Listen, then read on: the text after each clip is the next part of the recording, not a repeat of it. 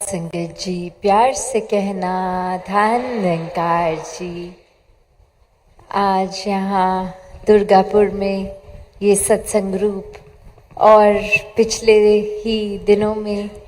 यहाँ ये जो NYS का रूप, जहाँ ये युवा वर्ग और साथ ही वो भाव यही के भक्ति के लिए ही ये कोई भी अगर सत्संग है, कोई सिंपोजियम है, तो भक्ति को और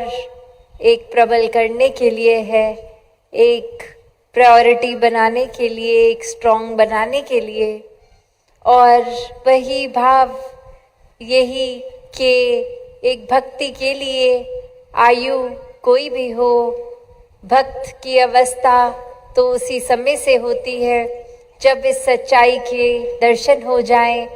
वो चाहे बाल अवस्था हो, युवा अवस्था या बुजुर्गी। जिस समय ये परमात्मा, ये निराकार के दर्शन अंगसंग हो जाते हैं इस ब्रह्म ज्ञान द्वारा, वहीं से एक भक्ति की अवस्था शुरू हो जाती है। एक भाव वही जो इधर भी एक इतिहास खोल के देख लें अगर, तो रामकृष्ण परमहंस जी, विवेकानंद जी को दात यही दे रहे हैं कि कैसे अपने जीवन को संवारा जाए, कैसे एक मुख अपना उज्जवल कर ले, ये रोशनी एक सच्चाई की हर समय के साथ लेकर, फिर वो जागरूकता, ये राइज एंड अवेक वाली बात आती है कि कैसे हम एक हर समय जागे रहें, अलर्ट रहें, चेतन रहें, हर समय में बीइंग इन द मोमेंट, उस पल में जिए, ना एक अतीत की बात, ना भविष्य की, फिर कोई बात नहीं सताती, कोई एक परेशानी नहीं बन के आती, क्योंकि हर पल में जो जीता है वही एक हर श्वास का वाकई ही सदुपयोग कर रहा है, हर सांस में इस परमात्मा को याद कर रहा है, एहसास कर रहा है। कैसे फिर ये हर पल में जहाँ चुनाव अक्सर आ जाते हैं, कैसी भी स्थिति हो कि इस पल में क्या करना है, तो भक्तों के लिए भी संसार उसी तरह है, उतार चढ़ाव संसार के उसी तरह हैं। फिर भक्त ही हमेशा कैसे सही चुनाव कर लेते हैं हर पल में। वो बहुत ही सरल और स्पष्ट एक उत्तर उसका कि हर पल में भक्तों के मन में परमात्मा है, ये एहसास है आत्ममंथन करके कि किस पल में किस तरह का व्यवहार अगर होना है, तो वो बहुत ही एक नेचुरल सा आता है, क्योंकि अंदर ये जो प्योरिटी, ये मन में परमात्मा का वास है, तो जो अंदर है वही बाहर आता है। अंदर अगर अच्छाई, मधुरता, मिठास, दिल में करुणा, दया, ये भाव है, एक दैवीय गुण, ह्यूमन वैल्यूज है, तो फिर तो वाकई ही उसी तरह जीवन खुद भी जिएंगे सोच को बनाकर, तो हमारा व्यवहार भी हर एक के साथ बिना भेदभाव के हो जाता है। कोई फिर एक बंदिश नहीं रहती कि हम कहाँ पैदा हुए हैं, हमारी भाषा कैसी है, सामने वाला या कौन है, कहाँ से आया, कैसा खान पीन रहन सहन है किसी का भी,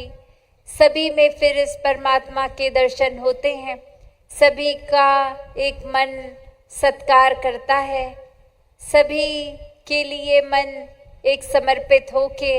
हर एक के कल्याण के लिए लग जाता है, सेवा भाव आ जाती है। एक मन में बात आती है कि कैसे हर कोई इस जीवन को हर पल में एक बहुत अच्छी तरह जीवन को जिए, परमात्मा के साथ जुड़ जाए, इस आत्मा का भी जीते जी भी कल्याण हो, और जीवन खत्म होने के बाद भी ये आत्मा और परमात्मा का मोक्ष और ये मुक्ति के रूप में मिलन। तो भक्तों ने यही सिखाया कि हर पल अपना जीते जी कोई भी हम काम कर रहे हैं वो काम तब तक ही है जब तक वो कार्य की तरह सोच रखी है या मन में एक अहंकार या खुद को कर्ता मान रहे हैं तो वो कर्म रूप हो रहा है। पर जिस पल में एक मन को परमात्मा के प्रति समर्पित कर दिया, ये भाव ले आए कि ये परमात्मा ने जीवन बख्शा है, जीवन दिया है तो ही कुछ कर रहे हैं, कुछ धन दौलत भी अगर है तो परमात्मा की कृपा से है, फिर उसका भी सदुपयोग ही होगा। परमात्मा ने अगर परिवार दिया है तो वो जिम्मेवारी भी परिवार के प्रति एक निभाते चलते हैं कि कैसे हम परिवार का भी पालन पोषण करें, कामकाज भी करें, समाज पे बोझ ना बने। एक भक्त हमेशा भक्ति घर परिवार समाज में रह के ही करे, एक कर्तव्यों को अपनी रिस्पॉन्सिबिलिटीज को परे करके अकेले उस रूप में ना चले जाएं। तो ये एक जो रिश्ते हैं ये भी अगर जीवन लिया है तो है संसार में दोस्तों के, परिवार के, एक समाज के, तो उनको भी त्यागना नहीं है। इस संसार में रह के भी संसार से अलग जीवन भक्तों का रहा है कि कुछ भी करते हुए वो इंसानियत को एक मन में बसाया। जिन्होंने परमात्मा को, उन्होंने फिर संसार में रह के संसार से फिर भी अलग जीवन बिताया। एक मोह माया मटीरियलिस्टिक दुनिया को मन पे इतना हावी नहीं होने दिया कि एक परमात्मा को ही भूल गए। संसार में ही रहते हुए संसार के हर पल में फिर भी परमात्मा को भक्तों ने हमेशा एक प्रायोरिटी बनाकर ही देखा। फिर अपने जीवन में वो चाहे दुख की घड़ी हो या खुशी का अवसर हो, एक परमात्मा के एहसास में ही वो पलों को काटा गया। और यही भक्तों ने माना कि हम अगर कुछ भी पल में हैं तो ये परमात्मा का ही दिया पल है। वो अवस्था, वो सिचुएशन, वो एक जो भी जीवन का वो हम जी रहे हैं हिस्सा, तो परमात्मा की दी चीज़ सब पूर्ण है। एक हमारे मुताबिक अगर दुख है भी तो भी एक हमारी सोच छोटी है जो किसी चीज़ को समझ रही है कि ये दुख का कारण बन रहा है। पर परमात्मा ने तो एक सुख ही बख्शा है,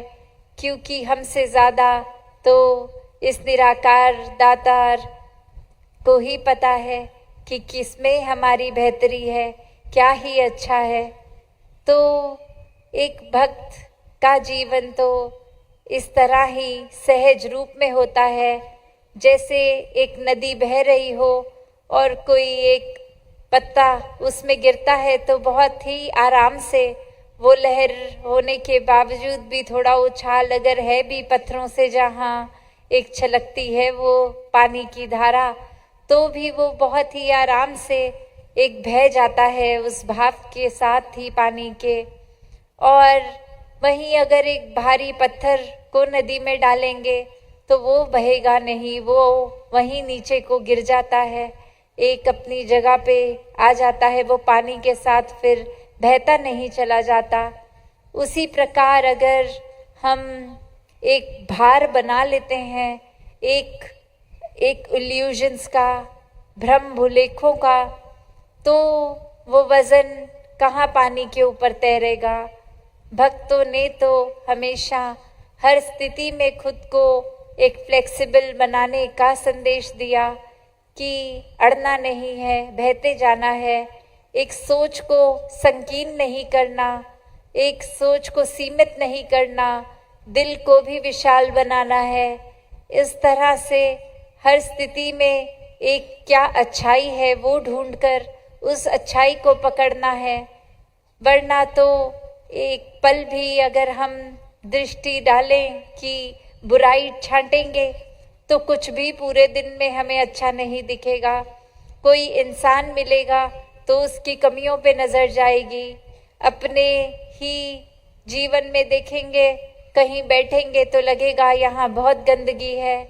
अपने घर में देखेंगे तो लगेगा बहुत छोटा है। उस तरह कुछ भी अच्छी चीज़ नहीं दिखेगी। और वही संत अगर देखेगा कि अगर हम कहीं बैठे हैं, गंदगी है, तो वो गंदगी को साफ करने का खुद ही एक कि बिना किसी के बोले वो करने लग जाते हैं कि चलो गंदगी है तो साफ भी की जा सकती है। फिर उस जगह एक अच्छी जगह, साफ जगह भी बैठा जा सकता है। अपने घर परिवार में बैठ के फिर ये शुक्राना निकलता है कि परिवार के सदस्य तो जीवन में हैं, जिनका एक देखभाल की जा सकती है, जिनकी सेवा की जा सकती है। और वहीं वो अपने घर मकान पे भी नजर जाए तो ऐसी ही जाती है कि शुक्र है परमात्मा सर पे छत तो दी। एक चाहे झोपड़ी रूप का मकान है या बड़ा महल है, तो भी एक उसके अंदर रहने तो गुजरान मात्र ही है। जीवन तो हर एक का जो आए हैं खत्म होना ही है। किस तरह जीवन को जीना है, ये भक्तों ने अपने जीवन को खुद जी के दिखाया। एक उस तरह ही कि सिर्फ बोल ना रह जाएं, कर्मों में अपने जीवन में वो डालकर भक्तों ने जैसा जीवन जिया, वही आज सत्संग रूप, सेवा रूप, एक सिमरन रूप कि ये दातार इस निराकार से मन और जुड़े, मन में अहंकार ना हो, समर्पित हो के पूरे एक मानवता के प्रति योगदान रहे। पूरे संसार की बिना भेदभाव ये सेवा की जाए और अपनी मन का नाता इस परमात्मा से और गहरा हो। तो हर कोई इसी रूप में अपनी भक्ति करते जाए, इस सच्चाई से जुड़ के, इस निराकार को ब्रह्म ज्ञान के